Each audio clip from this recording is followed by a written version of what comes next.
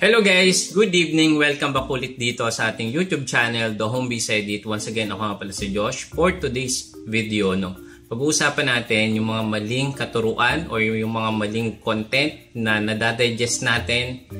At dahil sa mga content na ito, kala natin okay siya, pero may masama palang dulot ito sa ating page or even profile. Hindi tayo nare-recommend ni Facebook. So ano nga ba ito? Mag-share ako ng tatlo na mga reason kung bakit hindi tayo nire-recommend ni Facebook sa wider audience.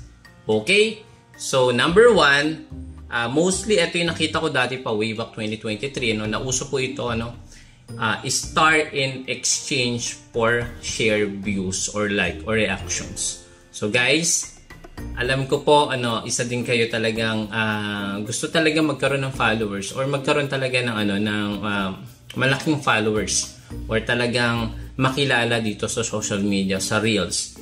But again, palagi nating sinishare, dapat talaga mag-build muna tayo ng sarili nating content, sarili nating content, or kung nalilito kayo kung anong category ang gusto nyo talagang simulan, either ano pa man yung personal or for entertaining. So mag-focus kayo sa mabibigay natin na value sa viewers. Like for example, inspirational, motivational, educational, 'di ba? Yung mga entertaining content na hindi dapat, 'di ba, ma-apektuhan yung partner, content, and then community standard policy para at least yung video natin ay maging recommendable sa wider audience. So kapag po yung ating ang ating pagpaparami ng followers ay gamit ang ating pag-send ng stars sa mga creator, or pag-engage to engage, okay yan sa una, guys. But again, nagawa ko na din yan dati, nagla-live ako dati. But again, pero yung tinuturo ko doon is paano talaga maging effective content creator. So yung star sending, ito yung nare-receive ko in exchange naman sa learning na na-share natin. But hindi ko talaga, kahit gusto ko silang balikan, gusto ko silang i-follow, or gusto ko talagang panoorin mga video nila, pero may mga video talaga tayo na sinusubaybayan. Like for example, ako gusto ko yung mga motivational video. So yun yung mga sinusubaybayan ko. Palagi ako nakatutok doon. Kaya si Facebook, yung video na motivational na pinakita sa akin nung unang browse ko pa kay Facebook or sa habang nanonood ako ng mga reels, yun yung sinasuggest. So ganun dapat yung mga content natin, guys. Hindi dapat tayo magkaroon ng followers dahil lang sa star or may nagsend sa atin. Okay naman yun, guys, 'di ba? Siguro kailangan pa din natin mag-focus sa sarili nating content or niche na tinatawag.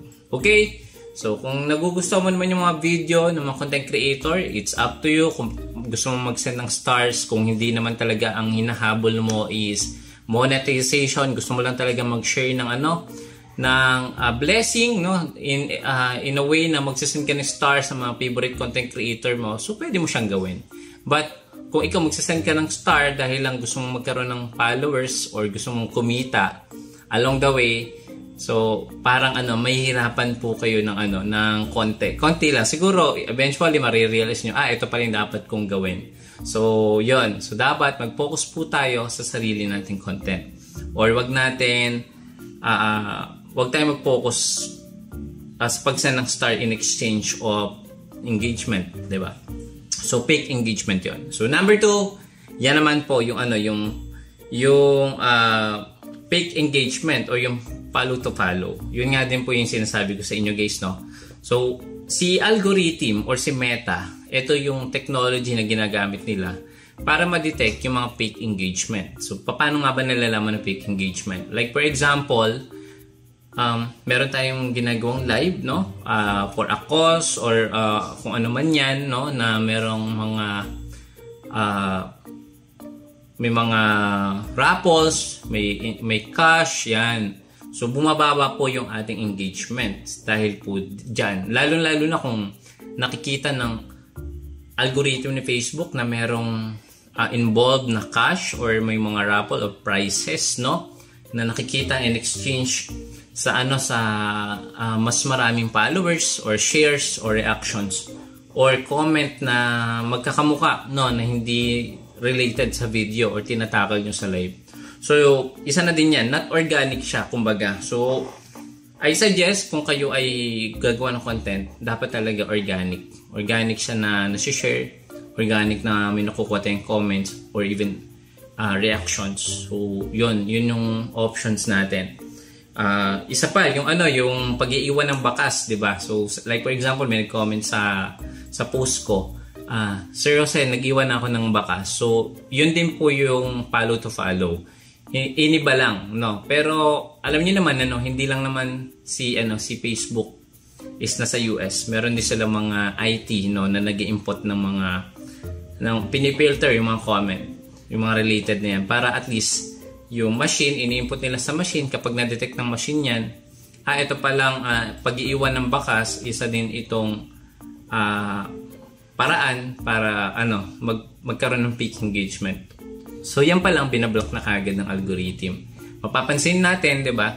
Before na nag-post tayo, merong 100,000 views, ngayon bumababa na paunti-unti. Dahil po yan sa algorithm, no, na nagde-detect po ng mga ginagawa natin. So alam na po ni Facebook yung mga pinagagawa natin sa ating cellphone, sa social media. Okay? At syempre yung last, no, I suggest siguro kung gagawa tayo ng content, dapat po talaga siguro maximum 1 minute kung kaya nyong mas habaan yung content nyo para mas makapagbigay tayo ng valuable content. Like for example, informative content, no, educational, entertainment, ano pa man, basta kung ano yung gusto nating i-share sa video, kung sino po kayo, yung i-share nyo sa maikli pero siksik yung gusto nyong i-share. Meron po kasing nagsasuggest na 3 to 4 seconds pwede na daw magkaroon ng ads. Yes, pwede naman yun. But again, kung 3 to 4 seconds parang hindi ka pa matatapos magkakapagsalita doon, Meron akong isa nakita na kumukuya-kuya-kuya lang siya tapos merong 100,000 views. Pwede pong mangyari yon. But again, ano yung nabigay natin ng value sa viewers natin? 'Di ba? So sa paggamit lang daw ng sound na ito, magkakaroon ng million of views. Yes, pwede. But again, along the way, no, ano yung na-build natin as a content creator? Ano yung matatandaan ng content creator? Ano matatandaan ng mga followers natin na itong content creator na to, siya ay magaling sa ganitong topic. So, yun dapat yung yung focus natin. Para sa akin lang, guys. Pero kung kayo, nahihirapan kayo mag-content ng 1 minute or longer form video, siguro 30, pinaka maikli 30 seconds, pwede na yan, 'di ba, sa short videos. But again, kung sa long form videos, kailangan at least 1 minute para mas mabigay natin or ma-share natin kung anong gusto nating i-share sa ating mga followers. So, mas okay, mas mahaba kahit konti para at least, 'di ba, magkaroon ng ng engagement. So, kahit sabihin natin 4 to 6 seconds 'yan, hindi pa gaano talagang mabibigay natin ano nga ba yung content nito, 'di ba? Tugtog lang yung pag-share ng tugtog. So, it's up to you pa rin kung gusto mo yung ipagpatuloy. But again, along the way, 'di ba, as a content creator, mag-build tayo ng natin, identity natin. Yun lang, guys. Medyo humaba yung ating tinasal yung mga nakikita natin sa ibang kapwa content creator natin na pwedeng magkaroon tayo ng not recommendable na profile. So, number 1, syempre, yung star na sending star in exchange for reactions, views, number 1 yan. So, unti-unti nating iwasan, guys. Number 2, yung fake engagement, follow to follow, pag-iiwan ng bakas, not organic yung way ng natin pagpaparami ng followers. Bumababa yung ating recommendation sa Facebook. Number 3, iwasan natin siguro sobrang ikli ng content, no, 3 to 4 seconds. I think try natin mga 30 seconds or 1 minute. Mas okay na yon, guys. I tell you, para at least nasabi mo man kahit hindi tapos, pwede lang balikan yung susunod na video mo. Pag 3 to 4 seconds, parang hirap mag-content na ganun kaikli, di ba? So, mas okay, ibigay natin yung gusto nating i-share or i-content natin yung gusto talaga natin i-content. Make it more informative, diba? Or entertaining para mas makuha natin yung attention ng viewers. And along the way, pag nakuha natin attention, in 3 to 4 seconds, tapos yung video mo is 30 seconds or 1 minute, pwede na silang mag-follow. So organically, di ba? So yun lang guys. Thank you so much for watching. Don't forget to subscribe sa ating YouTube channel. Thank you so much sa lahat ng ating mga subscriber, and thank you so much po sa lahat ng ating mga followers sa Facebook and TikTok.